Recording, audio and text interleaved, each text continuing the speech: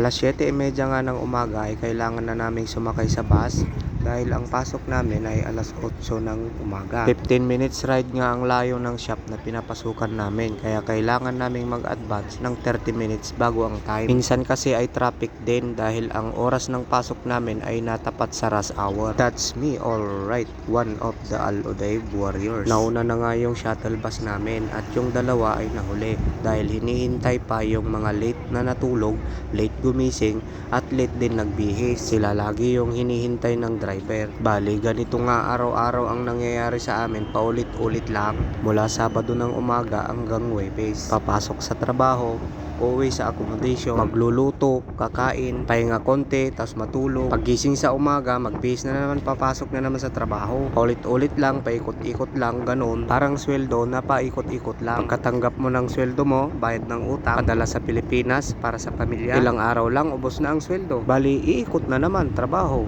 Tapos sa sweldo, ubos na ang sweldo, mangungutang. Ganun ang buhay naming mga mekaniko dito sa Saudi Arabia. Pero bakit nga ba nandito kami sa ibang bansa na nagtatrabaho bilang isang mekaniko? Dahil din minsan yan sa kawalan ng oportunidad sa ating sariling bansa. Biruin mo, mga mekaniko yan. Hindi basta-bastang talento yan. Pero wala kaming magagawa ng mga mekaniko kundi mangibang bayan para mabuhay namin at mabigyan ng magandang kinabukasan ang aming mga pamilya. Siyempre, bilang mekaniko, nangarap din kami na magkaroon ng mga sariling shop dahil minsan mahirap din yung nangangamuhan. Pag nangangamuhan ka kasi meron kang standard na sinusundan at isa pa, napakaraming boss na kailangan mong sundin. Andyan yung may-ari, andyan yung mga supervisor na sipsip, mga kasamahan mong sipsip. Naku, halo-halo, andyan pa ngayon yung mga nagmamagaling hindi naman marunong humawak ng tornilyo, hindi pa makilala yung tornilyo kung anong size. 5 years experience daw sa pagmimekaniko, pero pagdating sa drill, hindi marunong gumamit. Pati yung lifter at yung mga jack, hindi marunong gumamit. By the way, lahat ng mga yan ay madali naman din matutunan.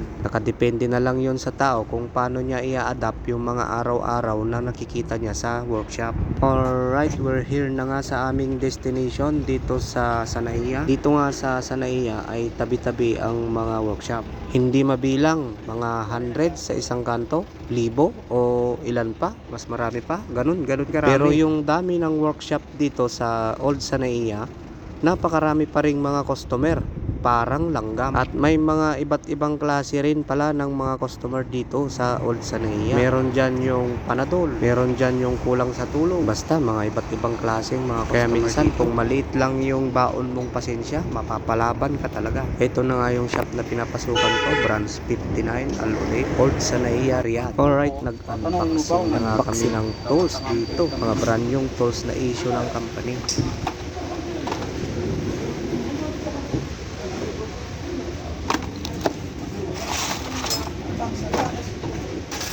Bago